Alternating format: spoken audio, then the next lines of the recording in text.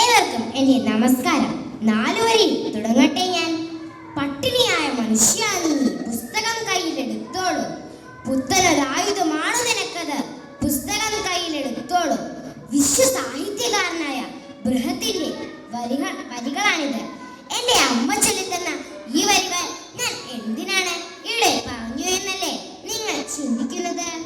വായനാവാര പ്രവർത്തനങ്ങളുടെ ഭാഗമായി ഞങ്ങളുടെ വിദ്യാലയത്തിൽ 50 വിദ്യാർത്ഥികൾ 50 പുസ്തകം എന്ന പദ്ധതി പ്രഖ്യാപിച്ചു. എന്നിലും കൂട്ടുകാരിലും വായനാശീലം വളർത്തുക എന്നതായിരുന്നു പദ്ധതിയുടെ ലക്ഷ്യം. പദ്ധതിയുടെ ഭാഗമായി എനിക്ക് കിട്ടിയ പുസ്തകം ടോട്ടോ ചാൻ ആയിരുന്നു. നിങ്ങൾ കേട്ടിട്ടില്ലേ ടോട്ടോ ചാനെ കുറിച്ച്?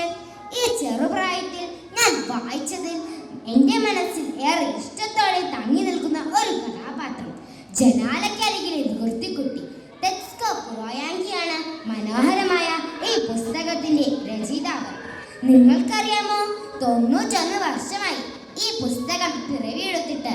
ഇത് കേരളത്തിലോ ഇന്ത്യയിലോ അല്ല പിറവിയെടുത്തത്.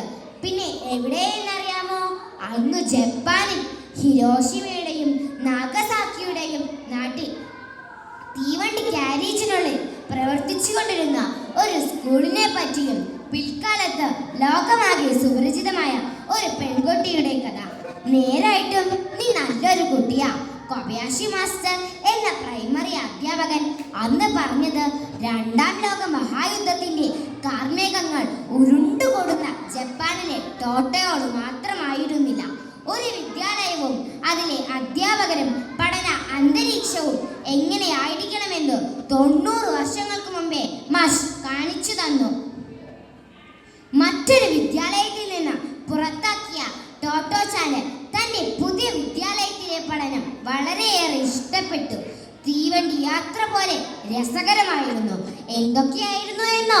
ടോട്ടോയുടെ സ്കൂളിലെ വിശേഷങ്ങൾ. പാട്ടിനൊത്ത് നൃത്തം ചെയ്യുന്ന പരിപാടികൾ ഉണ്ടായിരുന്നു, നീന്തൽക്കുളം ഉണ്ടായിരുന്നു, അധ്യാപകരും കുട്ടികളും നടക്കാൻ പോകാറുണ്ടായിരുന്നു, കുട്ടികളോടൊപ്പം കൃഷി ചെയ്യുന്ന മാഷുണ്ടായിരുന്നു, നല്ല രുചിയുള്ള പോഷകാഹാരങ്ങളും ഉണ്ടായിരുന്നു. അങ്ങനെ വേറിട്ടൊരു വിദ്യാലയവും മാഷും. ടോട്ടോയുടെ വിദ്യാലയത്തെ കുറിച്ചാണ് ഞാൻ ഇതുവരെ പറഞ്ഞത്. എന്നാൽ ഇനി എൻ്റെ പ്രിയപ്പെട്ട കഥാപാത്രമായ ടോട്ടോയെ കുറിച്ച് നിങ്ങൾക്കറിയണ്ടേ? ക്ലാസ്സിൽ എന്നും കലപില ശബ്ദം ഉണ്ടാക്കുന്നതിനിടയിൽ മാഷ് അവളെ ഒരിക്കൽ പോലും ശ്രദ്ധിക്കാതിരിക്കുകയോ വഴക്ക് പറയുകയോ ചെയ്തിട്ടില്ല. അതുതന്നെയാണ് ഇന്നത്തെ സമൂഹത്തിന്റെ പ്രശ്നം. കുട്ടികൾ വഴിതെറ്റുന്നു എന്ന് ലോകം വിളിച്ചു പറയുമ്പോൾ വഴിതെറ്റുന്ന ലോകത്തിലൂടെയാണ് ഞങ്ങൾ കടന്നു പോകുന്നതെന്ന് ആരും ഓർക്കുന്നില്ല.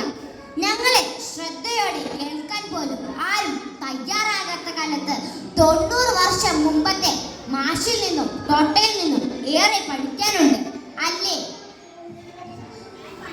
കുസൃതിക്കാരിയും ബുദ്ധിശാലിയും ആയ ഒരു വിദ്യാർത്ഥിക്ക് ഏത് വിദ്യാലയമാണ് ഉചിതം എന്ന് കണ്ടുപിടിക്കാൻ കഴിഞ്ഞ ടോട്ടയുടെ അമ്മയെയും അഭിനന്ദിക്കേണ്ടതുണ്ട്. രാജ്യത്തെ 30% വായനാശാലകളും നമ്മുടെ കൊച്ചു കേരളത്തിലാണെന്ന് ടീച്ചർ പറഞ്ഞു തന്നിട്ടുണ്ട്.